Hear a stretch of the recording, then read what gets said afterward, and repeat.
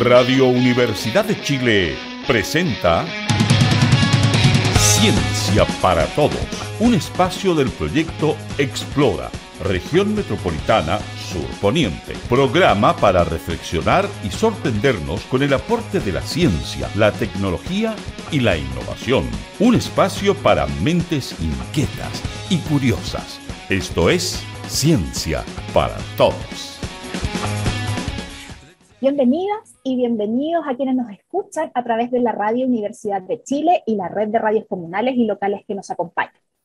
Mi nombre es Lucía Núñez, soy parte del equipo Explora Sur Poniente y este jueves y los próximos jueves estaremos invitando a todos quienes están en sus casas a reflexionar, conversar y hacernos un montón de preguntas sobre salud mental, sobre ciencia, tecnología y un montón de otros temas. Esto es Ciencia para Todos. Y bueno, hoy tenemos una programación especial que estamos realizando en conjunto con otra iniciativa de nuestro Par Explora, que es Ciencia Abierta. Así es que los invito a que se conecten, a que estén escuchando, porque tenemos un tremendo invitado para esta ocasión. Bueno, les recuerdo que nos pueden encontrar todos los jueves de 6 a 7 de la tarde para hablar de estos temas que nos importan a partir de las experiencias y de las vivencias de las comunas de nuestro territorio. Por eso voy a saludar a estas 22 comunas que forman parte de nuestra zona, que son Alhué, Buin, Calera de Tango, Cerrillos, Cerro Navia, Curacaví, El Bosque, El Monte, Estación Central, Isla de Maipo, Lo Espejo, Lo Prado, Maipú, María Pinto, Melipilla, Padre Hurtado, Paine, Peñaflor, Quinta Normal, San Bernardo, San Pedro y Talagante. Bueno, y como les conté, nosotros somos una red de radioemisoras que estamos transmitiendo este programa y quiero saludar, por supuesto, a nuestros colegas de Radio Maipo, Radio Origen, La Voz de Paine, Radio Energía del Monte, Radio Isla de Isla de Maipo y a nuestro gran colaborador, la Asociación de Municipios Rurales AMUR. Bueno, sabemos que todavía hay gente que no nos conoce muy bien, así que quiero contarles de estas actividades que estamos haciendo en el Par Explora RN Sur Poniente.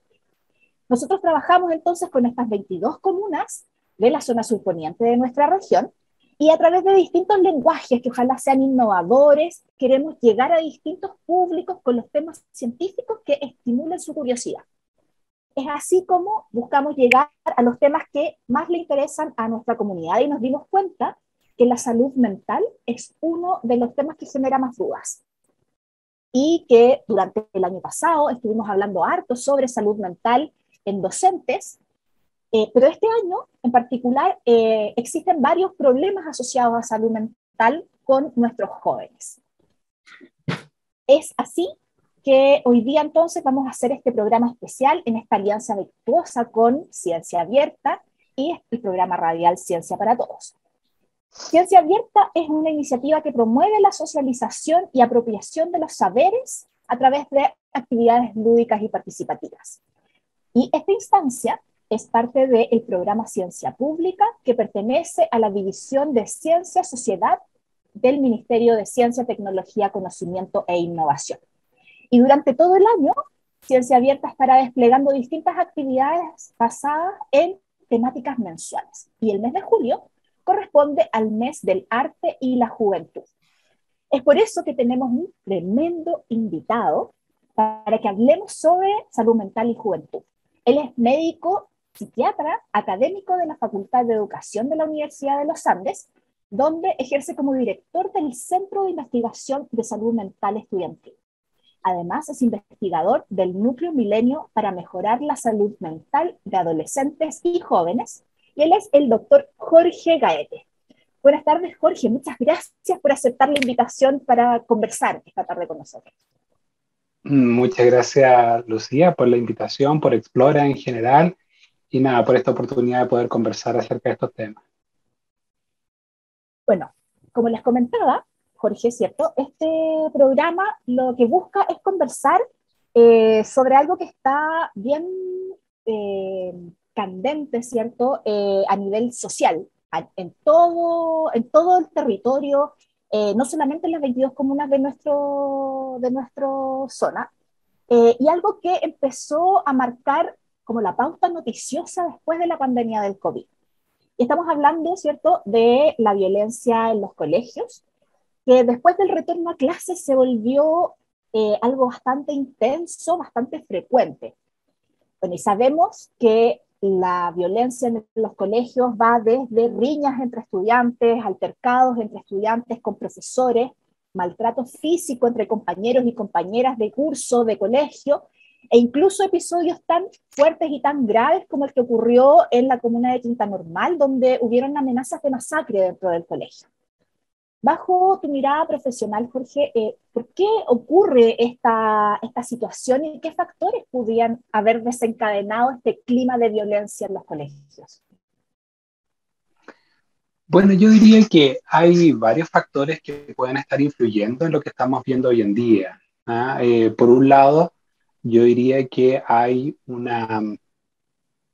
un retraso importante en algunas habilidades académicas, habilidades cognitivas que se fueron produciendo producto de la pandemia.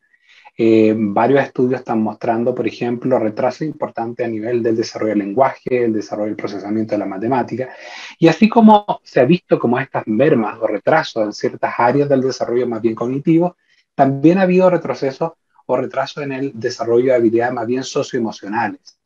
Los chicos hoy día tienen menos habilidades prosociales. En un estudio que hicimos recientemente mostramos cómo una de las principales habilidades que pareciera estar digamos, retrasada dentro de la perspectiva de los estudiantes es el de habilidades prosociales, que son aquellas que tienen que ver con el poder ayudar a otro, el esperar el turno, el ser amable con otro, una serie de habilidades prosociales que hemos visto que durante la época de pandemia los estudiantes no tuvieron tanta oportunidad de practicarlas porque estaban muchas veces solos frente a una pantalla, muchas veces no tenían con quienes interactuar desde de su misma edad y por consiguiente este ambiente que naturalmente se vive en los colegios previo a la pandemia probablemente produjo un efecto bien importante en esta área. Yo diría que ese es un factor bien importante.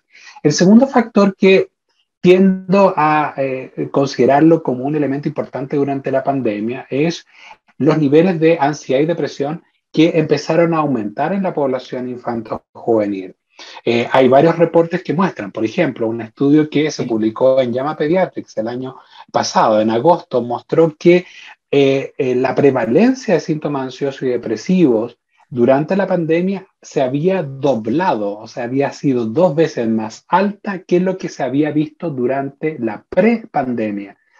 O sea, la salud mental también está impactada ya, producto de distintas razones, la misma situaciones de restricción en la vinculación con otros, el cambio en la rutina, el tema de tener que cambiar todo el sistema educativo a un sistema más bien online, claramente produjo efectos muy negativos también en el área de la salud mental.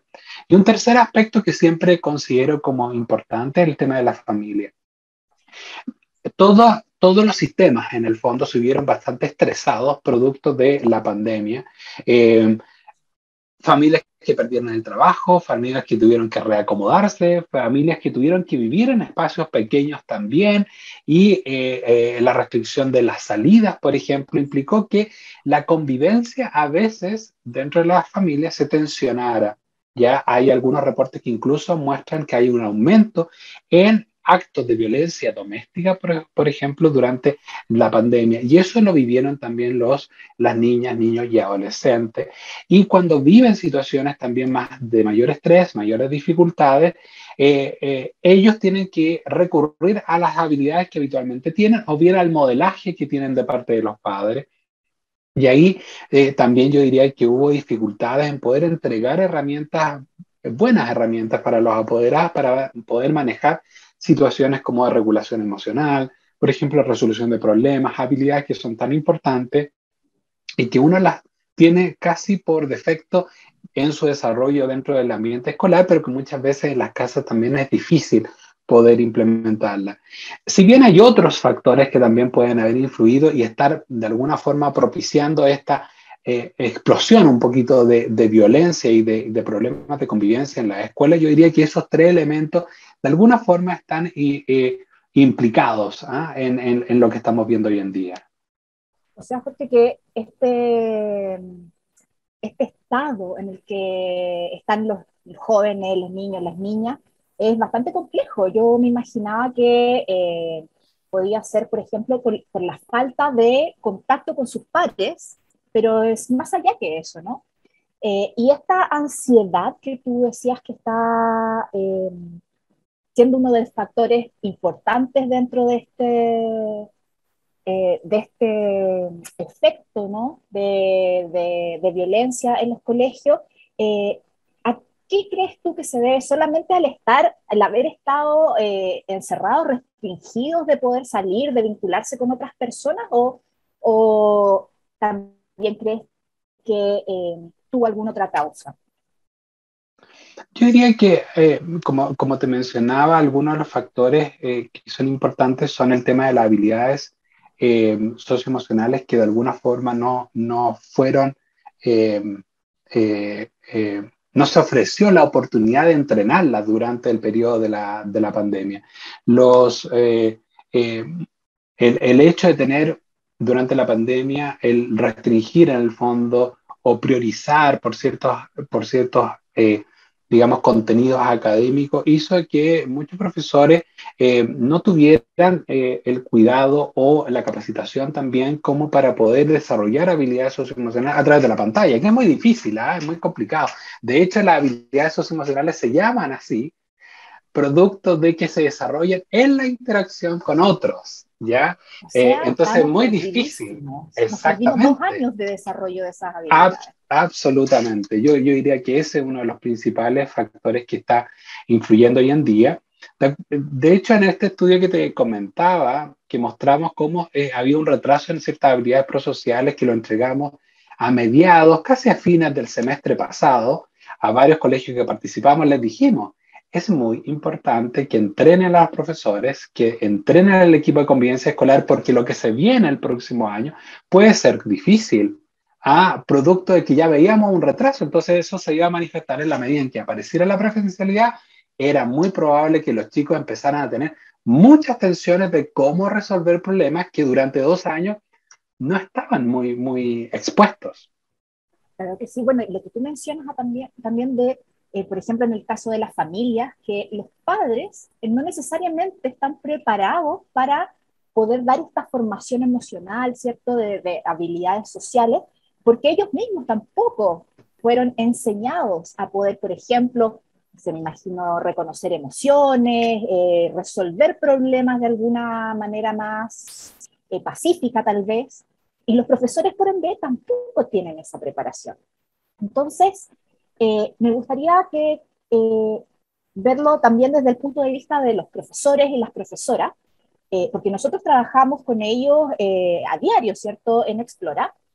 ¿Y qué podrían hacer estos docentes que tienen una situación violenta o de bullying entre compañeros en su sala de clase? ¿Cómo ellos podrían contenerlo o dónde podrían buscar ayuda para resolver esos problemas o adquirir el conocimiento para hacerlo? Yo diría que, mira, una de las recomendaciones más importantes, hay varias recomendaciones que están súper probadas bajo distintas evidencias de qué es lo que pueden hacer los colegios para manejar el tema de la violencia escolar. Uno de los aspectos bien importantes tiene que ver con el entrenamiento de los profesores. Los profesores se tienen que entrenar al menos en 4 cosas, yo diría. ¿Ya? ¿Ya? Lo primero tiene que ver con aquello que tiene relación, que cuáles son los principios y valores que el colegio va a favorecer en la educación de los estudiantes que están asistiendo a este colegio. Muchas veces estos principios y valores no están socializados suficientemente, muchas veces no están compartidos por toda la comunidad estudiantil, de apoderados y de profesores. Muchas veces no tenemos tan claro qué es lo que queremos, cuál es nuestro estándar de conducta de acuerdo a los estudiantes. Y eso es una primera tarea que tenemos que hacer con los profesores. ¿Estamos todos de acuerdo? Por ejemplo, te voy a poner un ejemplo. Se ha estudiado mucho lo que se llama, y a propósito de las familias también, lo que se llama los estilos de enseñanza, que vienen estos estilos de enseñanza de un modelo de familia, que son el estilo autoritario, el estilo negligente, el estilo permisivo y el estilo autoritativo. Básicamente son estilos que de alguna forma dan cuenta de cómo yo me relaciono con los estudiantes. Hay profesores, por ejemplo, que tienen un estilo autoritario, en donde su relación con los estudiantes se basa en la disciplina, en la obediencia, es decir, que los estudiantes hagan lo que el profesor establece como lo correcto, como lo que se tiene que hacer. Y esa forma de relación se transmite en distintas áreas. Tenemos profesores, por ejemplo, que son más bien permisivos, profesores que se dedican fundamentalmente o tienen su foco en que el estudiante no sufra, básicamente. Pero a tener este foco, de alguna forma no son exigentes. Entonces nos muestran, por ejemplo, su preocupación cuando los estudiantes no están rindiendo bien, entonces les cambian la fecha de las pruebas, les disminuye el contenido de las pruebas, o sea, los deja contentos a los estudiantes, pero no se preocupa de que ellos también tienen que ser exigidos de alguna forma para poder aprender. Claro, o Y sea, tenemos ninguno un de estos dos estilo. ejemplos que tú me mostraste son tan buenos, ¿no? Exactamente, absolutamente. Y ahí se recomienda el estilo más bien autoritativo, que es una mezcla de alguna forma, en donde hay un profesor que es exigente, que se preocupa por los resultados, pero también se preocupa por el proceso y da elementos de contención, de comunicación, de calidez frente a la relación, que no lo tiene el estilo autoritario, obviamente, pero que exige más que el estilo permisivo, por ejemplo. Este tipo de cosas, muchas veces los profesores no lo tienen tan claro. ¿Cuál es mi estilo? ¿Cómo me relaciono con ellos? Y a veces quedan impresos algunos principios y valores que permiten o permean la relación y que a veces validan la violencia, por ejemplo. ¿Ya? Por ejemplo, alguien permisivo podría dejarlo que se resuelvan solo, que ellos son los que tienen que resolver el problema, o alguien más bien autoritario puede tener una posición muy estricta y los expulsa rápidamente de la sala o los suspende del colegio y uno dice, claro, pero la mirada que tenemos que tener desde el punto de vista de la educación es cómo yo puedo, a través de estas medidas, aumentar el desarrollo de habilidades en los estudiantes. Entonces, aquellos que son perpetradores, que son agresores, si yo los expulso de la sala, luego del colegio, y luego hago que llegue a otro colegio, en el camino, ¿qué le enseñé? ¿Quién le enseñó a comportarse de la forma que tenía que comportarse? Muchas veces nadie. Entonces yo me elimino un problema, pero no le estoy dando la herramienta a ese estudiante. Ahí hay un modelo que es bien interesante, que es el segundo aspecto que tiene que ver con los profesores y la capacitación, ¿ya? Es poder capacitarlos en disciplina positiva. Disciplina positiva es una estrategia muy conocida que se ha implementado en distintos ámbitos familiares y escolares al mismo tiempo, en la cual de alguna forma se promueve las conductas que uno quiere favorecer o que perduren en el tiempo y que se vaya reduciendo las conductas más bien negativas. Pero el enfoque es más bien un enfoque que yo diría que es más bien progresivo. Te voy a dar un ejemplo. Por ejemplo, en la disciplina positiva uno lo que tiene que tener es claramente cuál es mi código de conductas esperado dentro de la sala de clases, dentro del colegio. O sea, los estudiantes yo prefiero, por ejemplo, que ellos sean amables unos con otros, se respeten unos con otros. Pero ¿qué incentivos tengo para que aparezcan esas actitudes? Entonces, por ejemplo, incentivos progresivos. Lo felicito en forma verbal directamente, le mando una carta a los apoderados diciendo lo bien que se está portando, lo expongo en una asamblea de estudiantes diciendo que este es un estudiante modelo, producto de las conductas que tiene son aquellas esperadas para el resto también, ¿ya? ¿Te fijas cómo yo establezco estándares de conducta y luego incentivos para esas conductas? Y posteriormente, muy al final, este código de conducta debe tener como algunas medidas que tienen que ver con aquellas conductas que son intolerables, como la violencia física, como algunas situaciones como de peleas, por ejemplo. Y ahí hay otra estrategia que tiene que ver con un modelo que se llama, por ejemplo, el modelo de, se llama Proactive Collaborative Proactive Solution, que es un modelo CPS, ¿ya? Que es un modelo de, en el fondo, es de modelo de soluciones proactivas colaborativamente entre profesor y estudiante.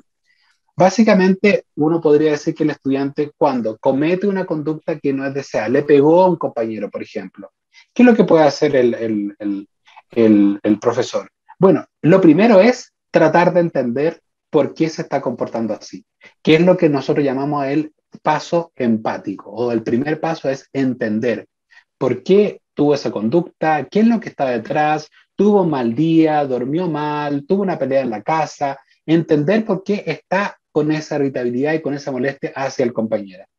Lo segundo es mostrarle desde la perspectiva del adulto qué es lo esperado o cuál es la preocupación que yo tengo con esa preocupación. Me preocupa que tú estés teniendo esta conducta, primero porque él está produciendo un rechazo por el resto de tus compañeros. Tus compañeros ya no quieren estar contigo o muy cerca porque está produciendo ese rechazo. Me preocupa eso.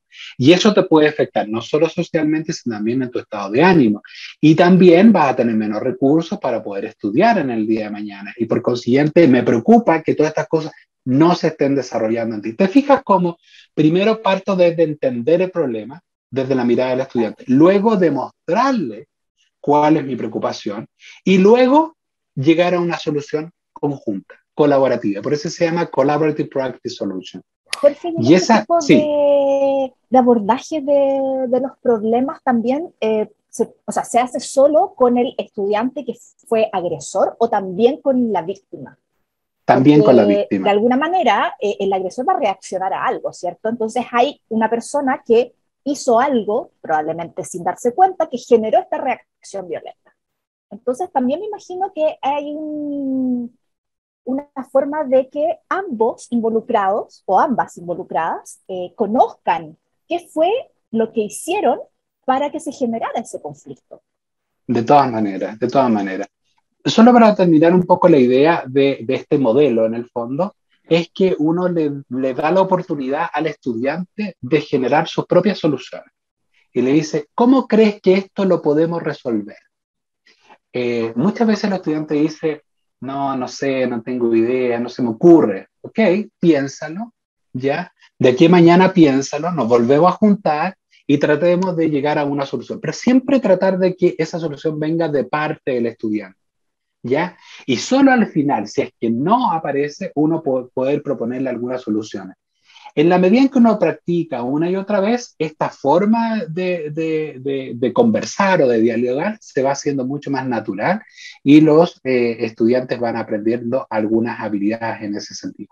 Ahora, esto también se hace con las víctimas, pero aquí además hay que tener un cuidado en particular, porque las víctimas pueden tener algunos, digamos, efectos negativos que tienen que ver con su propia salud mental. Sabemos, por ejemplo, que las víctimas tienen peores indicadores de ansiedad, peores indicadores de depresión, y eso de alguna forma nos obliga a estar un poquito más atentos a cuál es el estado de salud mental y eventualmente incluso pedir ayuda. Pedir ayuda, por ejemplo, derivar, ya sea establecer una buena relación con el COSAM o con el CESFAM, que son los consultorios a los cuales uno habitualmente debiera estar derivando algunos de los casos, tratar de trabajar con los apoderados acerca de la situación y tener un protocolo. El protocolo que es muy importante para poder trabajar con víctima y agresor y ver cuál es el seguimiento de esta situación. Cuando nosotros hicimos el primer estudio en Chile sobre la prevención de bullying, aplicando el programa Kiva, por ejemplo, que eso fue en el año 2017 al 2016 al 2018, que se acaba de publicar por otro lado, vimos cómo muchos colegios no tenían o no habían internalizado claramente protocolos del manejo de la violencia escolar en sus propios establecimientos educacionales. El programa Kiva, ya que hoy está disponible en Chile, provee de algunos protocolos que permiten tener mayor claridad cuáles son los pasos o cuáles son las instancias de trabajo, tanto para la víctima como el agresor, y cómo se trabaja con el curso en lo cual este hecho se está produciendo en particular. Todo esto se capacita a los profesores, al equipo de convivencia escolar, y de alguna forma vuelvo a lo mismo que planteaba inicialmente, capacitación, de los profesores y el equipo de convivencia escolar. Ellos no tienen por qué tener todas las herramientas claras desde que salen desde la universidad para enfrentarse a situaciones como esta, y es importante que los sostenedores, los directores, provean las oportunidades también para los profesores y capacitarse en estos ámbitos que a veces es muy, muy difícil. Así es. Bueno, me imagino que este protocolo que tú nombrabas es un poco más complejo que estos como normas de convivencia escolar que siempre tienen en los colegios, ¿no? Y es muy interesante lo que tú cuentas, porque efectivamente lo que nosotros hemos logrado conversar con nuestros profesores y profesoras es que ellos se sienten un poco incapaces de poder abordar esta situación. Entonces siempre están preguntando y me imagino que ustedes podrán tener material disponible también para profesores. Sí, yo diría que hay algunos materiales, tanto en el Centro de Investigación de Salud Mental Estudiantil como en el IMAI, que es nuestro núcleo Milenio. Hemos ido generando algún material para poder trabajar y orientar un poquito a los profesores en algunas de estas dinámicas. Y en cualquier cosa también digo mi correo, si alguno quiere escribirme, que es jgaete@uandes.cl, jgaete@uandes.cl, que es mi correo, que también pueden escribirme y podemos facilitar algunos de los materiales que estamos utilizando para el entrenamiento de profesores. Mira, buena invitación. Estoy segura que te va a llegar hartos correos de nuestros auditores y auditoras. Pero bueno, este como vimos ya es un problema bastante complejo, ¿cierto? Donde no solamente lo que pasa dentro del colegio es importante, sino que también hay que involucrar a otros participantes, a otros como estamentos, ¿cierto? Que forman parte del problema, que son las familias. ¿Y cómo crees tú que desde las escuelas se puede involucrar a las familias en esta generación, en esta creación de un ambiente escolar más sano y más respetuoso? ¿Cómo podemos abordar en eso a los padres en esta tarea? Yo iría a través de tres formas bien claras. La primera es poder involucrarlos en las acciones y el plan que se debe generar dentro del establecimiento educacional para la prevención de la violencia escolar. De hecho, una de las primeras recomendaciones para trabajar esta problemática en colegios es la creación de un equipo que pueda de alguna forma liderar el proceso de acciones que yo voy a implementar para prevenir la violencia escolar, y ese equipo tiene que incluir algunos actores bien particulares. Tiene que tener representación de estudiantes, representación de apoderados, representación de profesores y parte del estamento directivo del colegio, e idealmente representantes de la comunidad en la cual está inserto ese establecimiento educacional.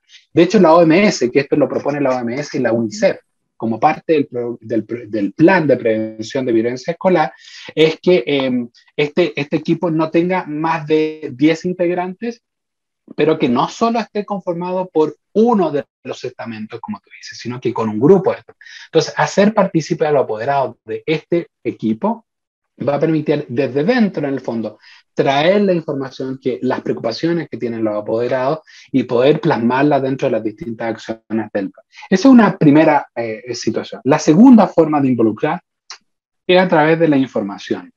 Es bien importante, y de alguna forma información y educación a los apoderados. Muchas veces ellos no saben qué es bullying, qué es violencia escolar, cuál es la diferencia entre ellas, cómo reconocer, por ejemplo, si mi hijo está teniendo bullying o no, qué pasa si mi hija está siendo maltratada de alguna forma en particular. Muchas veces les cuesta saber porque no tienen la formación para ello. Entonces el colegio puede proveer luces, puede proveer información a través de las reuniones de apoderados, a través de informativos. Nosotros, por ejemplo, en el programa Kiva, teníamos una guía para padres que se la entregamos físicamente a cada uno de los padres de los estudiantes que participaban en el programa, de tal forma que ellos pudieran desde dentro saber, esto es bullying, cómo lo reconozco, cuáles son los pasos a seguir para poder trabajar con el colegio en conjunto de esto.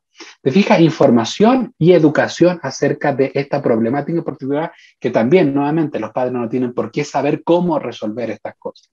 Y lo tercero, importantemente, proveer desarrollo de habilidades. ¿ya? Y es aquí donde los colegios pueden hacer mucho para poder socializar distintas oportunidades que hoy están, que es posible implementar en Chile. Por ejemplo, tenemos al menos 3 programas de familia, ya, que de alguna forma están disponibles ya a través de fundaciones o a través del Estado para poder entrenarse en habilidades socioemocionales. Está Triple P, ya, está PNPO y está Familias Unidas, que son programas, ya estos últimos 2 desarrollados por la Fundación San Carlos de Maipo, que tienen evidencia científica en Chile de su utilidad, ¿ya? Y en ese sentido, de alguna forma, ayuda a tener una cierta certificación acerca de que esto funciona. ¿Qué se le enseña a los padres ahí? Habilidades parentales que corten el circuito de la violencia en la casa, cosa de que el modelaje de la violencia, cosa de que las dinámicas de la violencia no se trasladen al colegio producto de este aprendizaje que tiene el estudiante en la casa. Al revés, son habilidades que permiten disminuir esos riesgos y generan un mejor desarrollo en la convivencia escolar producto del entrenamiento de sus padres. Así que yo diría que esos son 3 elementos como súper claros y concretos que los colegios pueden facilitar, digamos, el trabajo y la incorporación de los apoderados en esta prevención de la violencia. O sea, la palabra clave de todo esto es informarse, es educarse, ¿cierto? Tanto padres, apoderados, como los profesores y profesoras, para que podamos contribuir de mejor manera a solucionar estos problemas, ¿cierto? Bueno, Jorge, te cuento que llegamos a una parte del programa que es algo que se hace de manera especial con Ciencia Abierta, y por eso quiero darle espacio a jóvenes que nos enviaron algunas preguntas, porque ellos tienen bastantes dudas, ¿cierto?, sobre este tema, y quiero invitarte a escuchar el audio enviado por Valentín Flores del Liceo Robert Kennedy de Cerro Navia. ¿Qué debo hacer si veo una situación de violencia en la calle de una persona que le está pegando a otra? Mi nombre es Valentín Flores y soy del Colegio Robert Kennedy. Bueno, muchas veces uno es, digamos, espectador un poco de estas situaciones de violencia, y aquí quiero responder como 2 cosas en particular. Una, la particular que nos menciona Valentín, y que cuando uno ve esta situación, especialmente en la calle, incluso afuera del colegio, siempre lo ideal es primero solicitar ayuda en aquellos que puedan proveer esa ayuda. Por ejemplo, pueden ser profesores, puede ser el inspector, pueden ser los encargados de convivencia. O sea, buscar a un adulto responsable que nos ayude a resolver esta situación que estamos siendo espectadores. De alguna forma. No tratar de involucrarse, no tratar de resolver la situación, porque muchas veces uno puede no tener todos los antecedentes y finalmente quedar un poquito expuesto a una situación que le afecte directamente en esa violencia. O sea, pedir ayuda, especialmente a aquellos adultos responsables que puedan estar alrededor de nosotros. Pero eso me lleva a también reflexionar sobre otra cosa que pasa durante las situaciones de violencia escolar o de bullying en particular, que son los testigos que están presentes frente a la situación de que están amenazando, tirando, diciendo apodos o directamente golpeando a otros estudiantes. La conducta tiene que ser la misma, ¿ya? Pero de alguna forma los colegios tienen que proveer algún entrenamiento en los testigos para poder buscar esa ayuda. Porque muchas veces los estudiantes, se produce lo que se llama el código del silencio, en el fondo, entre los estudiantes. Es decir, nadie dice nada, porque el que dice algo es un soplón, ¿ya? Entonces, de alguna forma, y va a tener repercusiones. Muchos estudiantes que son testigos de esas situaciones prefieren no decir nada.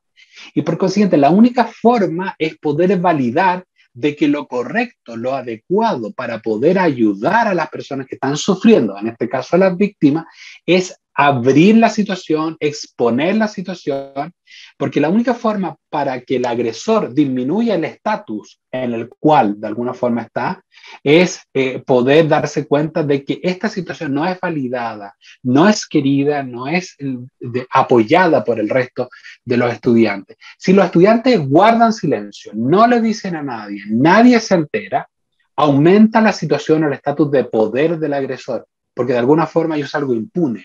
Yo hago lo que quiero. Entonces, eso me llama un poco a pensar que es importante también otra mirada de los colegios para poder entrenar y ayudar a los testigos a ir cambiando esta cultura del silencio por parte de la violencia.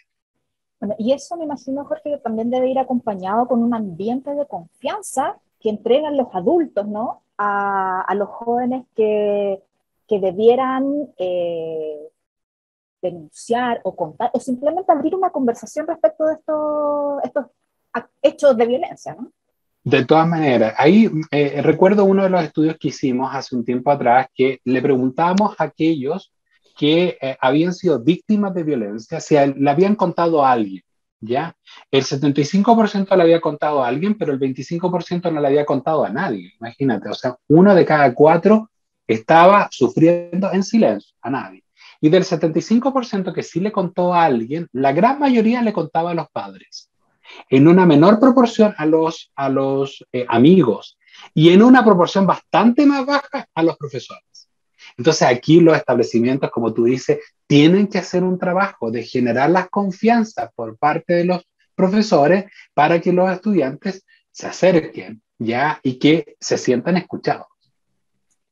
Así es, bueno, un trabajo bien... Bueno, esto es lo que hemos estado hablando, ¿no? Tenemos que involucrarnos todos. Bueno, tenemos una segunda pregunta, Jorge. Esta vez la envió Máximo Velázquez del Colegio San Orland de la comuna de Cerro Navia. Hola, me gustaría saber si hay algunas señales para saber si a alguna persona le están haciendo bullying y cuáles son y cómo lo evitamos. Muy buena pregunta. Muy bien, muy buena pregunta. Sí, a ver, yo diría que es importante siempre tener en cuenta que cuando se producen cambios en la forma de actuar, la forma de responder, la forma de verse, los afectos de los estudiantes, uno tiene que tener alguna visión, especialmente uno lo dice para los apoderados, los profesores, pero también para el resto de los estudiantes. Por ejemplo, chicos que de repente empiezan a estar solos, a tener menos interés por socializar, tienden a retraerse, chicos que empiezan a dejar de ir al colegio o hay chicos que empiezan a saltarse algunas clases en particular, por ejemplo, la clase de educación física, que es donde lo molestan, donde le hacen bullying, entonces prefieren no ir a la clase de educación física, empiezan a pedir certificados para eximirse, por ejemplo, de alguna actividad en particular.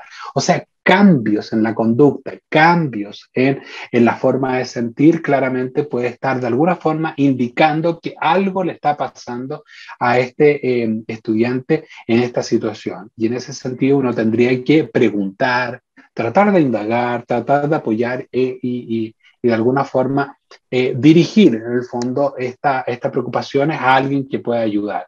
¿Qué pueden hacer los estudiantes?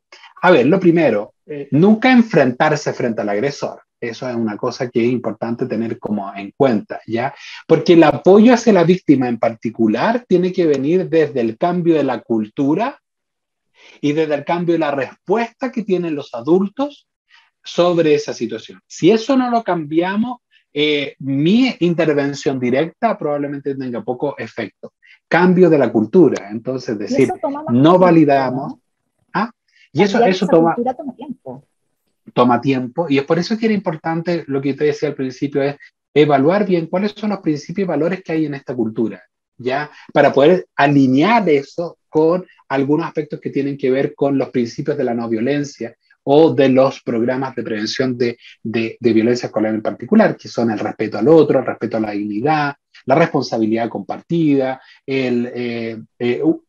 la valoración de la diferencia, que son los 4 principios como madre, digamos, dentro de los principios de la prevención de la violencia, y que esos se alineen con los principios y valores que son propios de esa cultura en particular. Y eso efectivamente toma tiempo y requiere esfuerzo, o sea, requiere entrenamiento, discutirlo, volver a socializarlo. Entonces, cambio de la cultura y cambio de la cultura también de cómo respondemos los adultos frente a la situación de ayuda. Si vemos chicos que se aíslan, que no asisten a clase y no preguntamos, no indagamos qué es lo que está sucediendo ahí, ese chico probablemente se va a aislar mucho más, porque no está encontrando la respuesta adecuada dentro del ambiente para poder abrirse y poder empezar a confiar de que esto pueda cambiar. Eso sería un poquito mi respuesta ahí a... Bueno, entonces ahora Máximo ya va a saber qué es lo que pasa cuando tiene algunos compañeros o compañeras que están más retraídos, ¿cierto? Y ya no son como antes. Y bueno, para seguir conversando sobre la violencia escolar, para nosotros es fundamental trabajar con profesores que estén motivados por hacer diferentes cosas y que estimulen la curiosidad en sus estudiantes. Y es por eso que ahora quiero compartir contigo una pregunta de un tocayo, del profesor Jorge Manso del Colegio Terra Austral de Maipú. Hola a todos, espero que se encuentren todos muy bien y gracias por la invitación. Soy Jorge Manso, profesor de Biología del Colegio Terra Austral Oeste de Maipú, y mi pregunta es la siguiente. ¿Qué es la violencia? ¿Cómo se define? ¿Y cómo podemos diferenciarla de la agresión? Saludos. Bueno, Jorge, ¿qué le decimos a Jorge? Muy buena pregunta de Jorge Manso. Mira, la violencia se define como cualquier acción que produzca daño a otros, ya en general. Esta puede ser propiciada por una persona, por un grupo de personas, hacia otra persona o hacia otro grupo de personas. Cuando esta violencia de daño a otro ya realiza o se produce en el ambiente escolar o en el trayecto de la casa al colegio o del colegio a la casa, se llama violencia escolar. O sea, la definición general de violencia se aplica en general para muchas problemáticas del ámbito de la salud mental, pero se circunscribe de acuerdo al contexto en el cual eso se desenvuelve en violencia escolar. Ahora, la agresividad en general, yo diría que se ha estudiado más bien, yo diría que lo primero, debo decir esto, que en general no ha habido una diferencia tan clara entre violencia y agresión, en el fondo. Ya en general tienden a utilizarse en forma sinónima, dependiendo del contexto en el cual se investigue. Pero yo diría que la agresión en particular o la agresividad en particular tiene algún elemento que denota o tiene una condición en particular ya que remite un poquito más como a alguna conducta ya que puede tener algunos elementos propios del desarrollo de la personalidad o propio del desarrollo del temperamento de cada una de las personas. Voy a poner un ejemplo.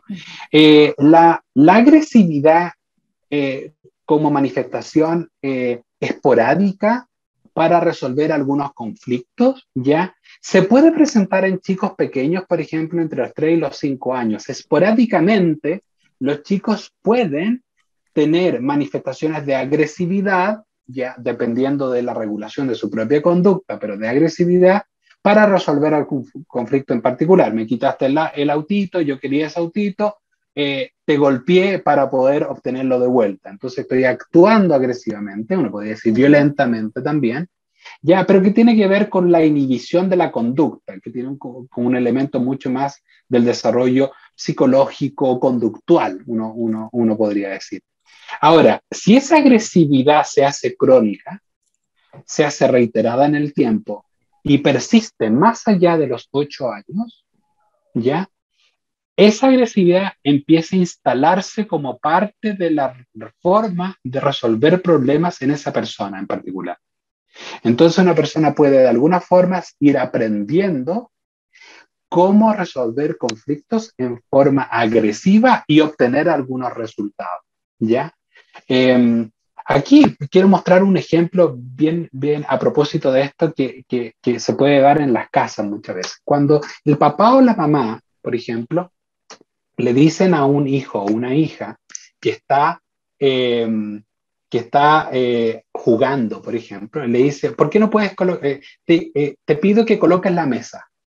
¿Ya? Entonces el hijo o la hija lo ignora. ¿Por qué? Porque está jugando algo entretenido, entonces lo ignora. ¿Ya? ¿Por qué lo ignora ese niño o hija? ¿Por qué lo ignora? Lo ignora para poder extinguir la conducta del papá de que lo llame. ¿Ya? Porque yo estoy tan entretenido, entonces yo no escucho o me hago el que no escucho o ignoro para poder extinguir o disminuir el que me llame. Pero el papá o la mamá se enoja. Entonces levanta la voz y dice, tienes que venir a poner la mesa. Entonces el hijo dice, o el hijo o la hija dice, ok, entonces eso no me sirvió, no me ayudó. Entonces ahora voy a hacer una pataleta. Ya que está gritando, yo voy a gritar más. Entonces hago la pataleta, grito, lloro y hago una pataleta más grande que la del papá. ¿Por qué hago eso? Porque yo quiero extinguir la conducta de que mi papá me grite y me obligue a ir a poner la mesa porque yo quiero seguir jugando. ¿Ya? Aquí pueden pasar dos cosas. La primera, frecuentemente, el papá o la mamá dice, ok, olvídate, yo pongo la mesa.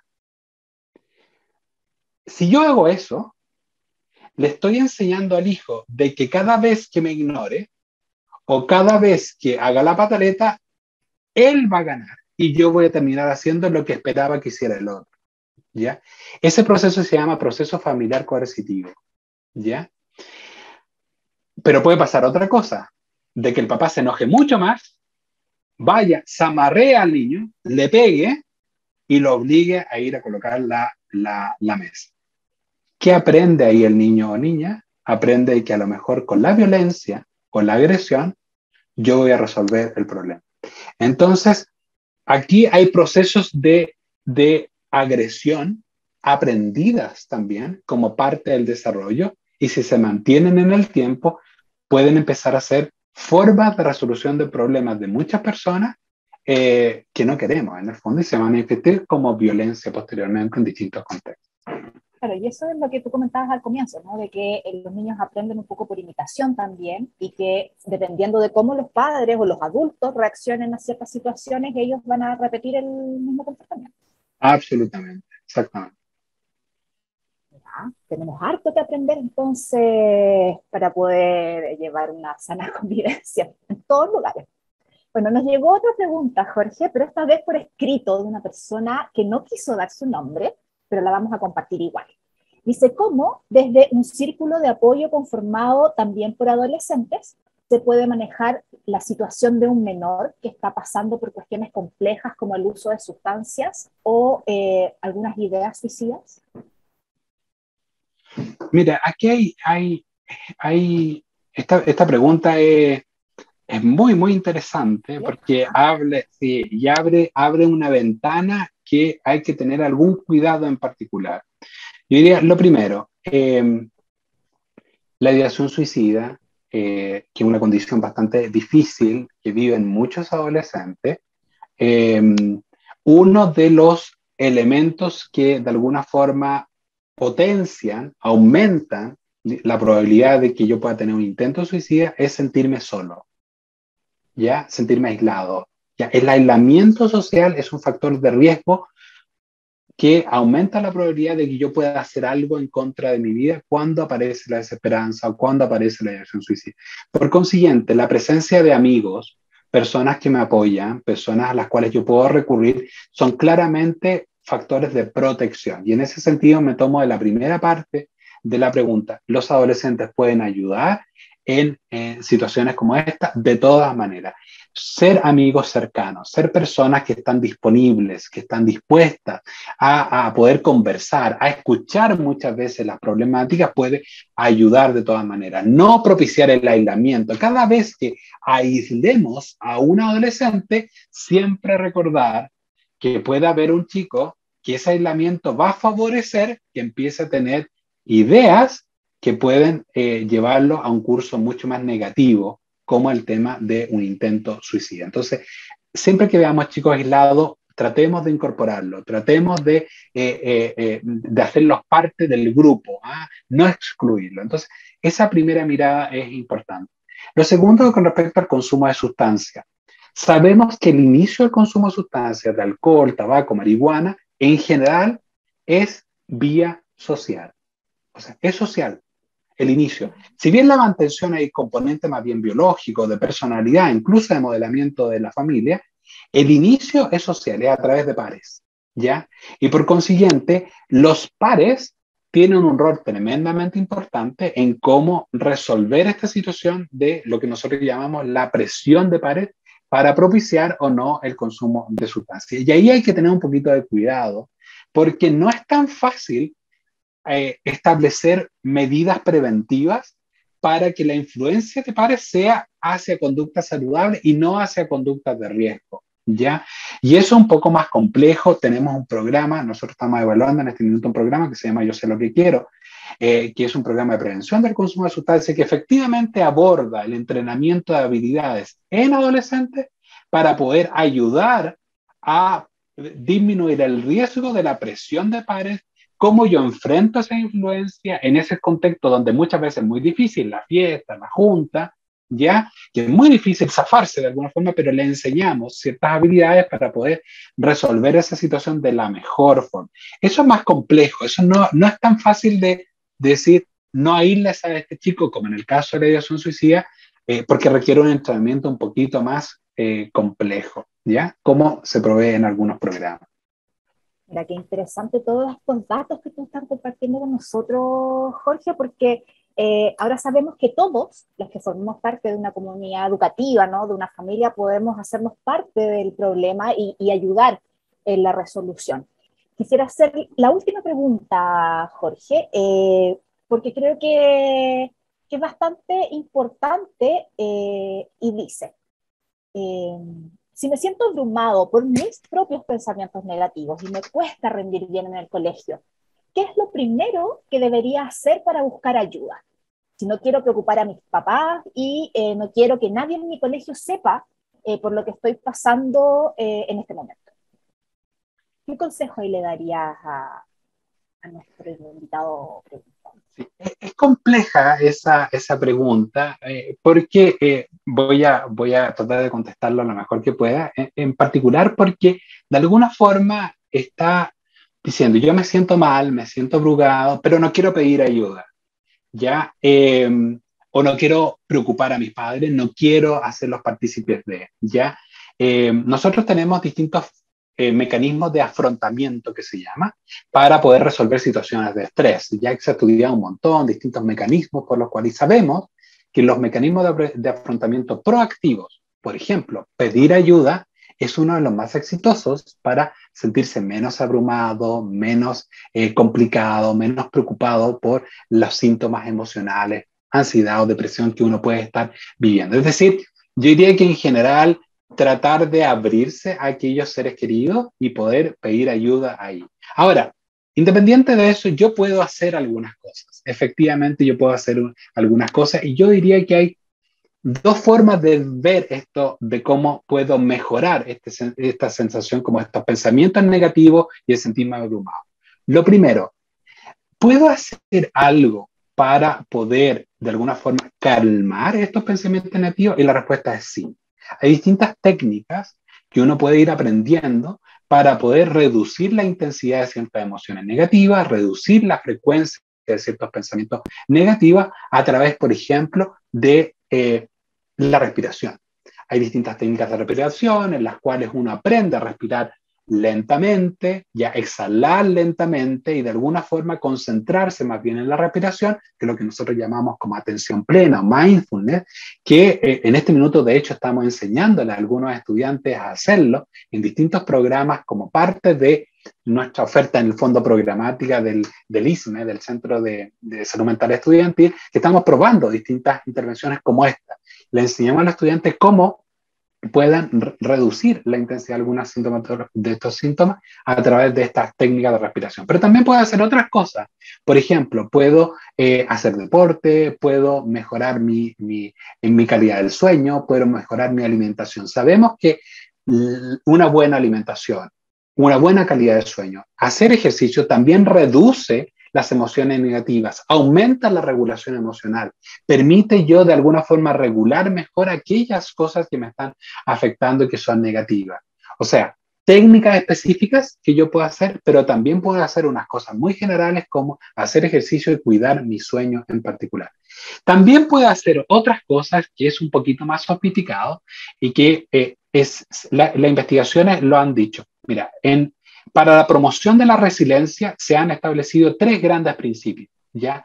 ¿Qué hacen o qué tienen las personas resilientes? O al revés, ¿cómo puedo entrenar la resiliencia en aquellas personas que no lo tienen? Tres cosas. Lo primero, regular emociones y aumentar la frecuencia de emociones positivas. Segundo, tener una buena vinculación con tus seres queridos o aquellas personas que están cercanas y idealmente tener un mentor, ese profesor que te ayuda, esa maestra que de alguna forma te está acompañando y siempre está creyendo en ti. Tener buenos vínculos con otras personas. Y lo tercero es tener un propósito vital. Son las tres cosas que uno puede ir entrenando. Pero en relación a las emociones positivas, uno puede hacerlo a través de llenar o de alguna forma ir propiciando actividades en las cuales uno pueda tener emociones positivas. Por ejemplo, leer un buen libro, ir a conversar con un buen amigo, ver una buena película, aprender a tocar guitarra, aprender una canción nueva. Cada vez que uno aprende algo entretenido, algo nuevo, se le pone la cara de mayor risa, mayor simpatía. Cuando uno tiene una buena conversación como la que hemos tenido hoy en día, uno se va de alguna forma con buenas emociones. Llenar las emociones en el día a día va a contrarrestar las emociones negativas y eso puede ayudar también a sentirme mejor. Me quedé muy contenta con tu respuesta porque de alguna manera son cosas sencillas, ¿cierto?, que se pueden hacer. Y creo que algo importante es saber que no se está solo o sola y que podemos recurrir a personas que tengan nuestra misma edad o a nuestros padres o a nuestros profesores, profesoras, para que nos puedan ayudar. Y yo creo que ese es un mensaje súper importante y me gustaría quedarme con esto, Jorge, para finalizar nuestra conversación, porque, como tú dijiste, esta ha sido una conversación muy entretenida y es un tema muy importante de abordar y que nos permitió conocer diferentes maneras de ayudar a diferentes personas involucradas en este problema.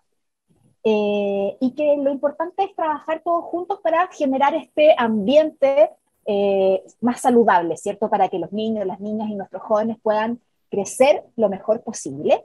Y bueno, te deseo mucha suerte en todo lo que estás haciendo en IMAI, porque sabemos que están trabajando hace harto tiempo con temas de adolescentes, ¿cierto? De depresión. Y bueno, quiero dejarte invitado, por cierto, a otras actividades de Explora donde podamos también contarles sobre el trabajo que tú estás haciendo ahí. Y te quiero dejar el micrófono abierto para que nos entregues 3 conceptos clave que resuman toda esta conversación de hoy. Muy bien, primero agradecer la invitación, agradecer a Lucía, las preguntas de la audiencia que fueron muy interesantes también, algunas difíciles, pero traté de poder responder lo mejor que me parecía que podía ayudar también en esa pregunta. Yo diría que, mira, 3 conceptos. Lo primero, uno, recalcar lo que tú decías, que tiene que ver con el tema de la vinculación, vincularnos, estar juntos. Pensar que no estamos solos, pensar que hay otras personas que nos pueden ayudar, de mi misma edad, otros adultos que están a mi alrededor que pueden ayudarnos. Siempre pensar que hay otros a los cuales yo puedo recurrir, que siempre ayuda, especialmente en los momentos más difíciles. Lo segundo, yo diría que un poco para todo en general, yo diría que hay un concepto que lo mencioné muy rápido que tenía que ver con la responsabilidad compartida. La frase, la felicidad del otro depende de mí. Es decir, yo tengo que hacer cosas para que el otro esté mejor, ¿ya? No tengo que hacer necesariamente cosas solo para yo estar bien, sino que tengo que tener una responsabilidad compartida, dado que estamos viviendo en sociedad. Y lo tercero, yo diría que atreverse a explorar nuevos aprendizajes, nuevas formas de ver las cosas, nuevas formas de entender aquello que me está pasando y de alguna forma propiciar emociones positivas, el ayudar en este crecimiento a aprender cosas nuevas que seguro van a hacer que yo esté cada día mejor. Yo diría que esos 3 elementos me parecen como centrales, ¿no? Gracias, Jorge, entonces, por habernos acompañado esta tarde de jueves. Y a todos quienes nos escuchan, no olviden visitar nuestras redes sociales en Explora RN Surponiente, y nos volvemos a encontrar entonces el próximo jueves en otro capítulo de Ciencia para Todos, entre las 6 y las 7 de la tarde por Radio Universidad de Chile y la red de radios comunales y locales que nos acompaña.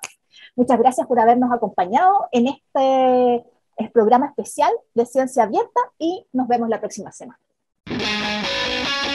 Radio Universidad de Chile presentó Ciencia para Todos, un espacio del proyecto Explora, Región Metropolitana Sur-Poniente. Programa para reflexionar y sorprendernos con el aporte de la ciencia, la tecnología y la innovación. Un espacio para mentes inquietas y curiosas. Esto fue Ciencia para Todos.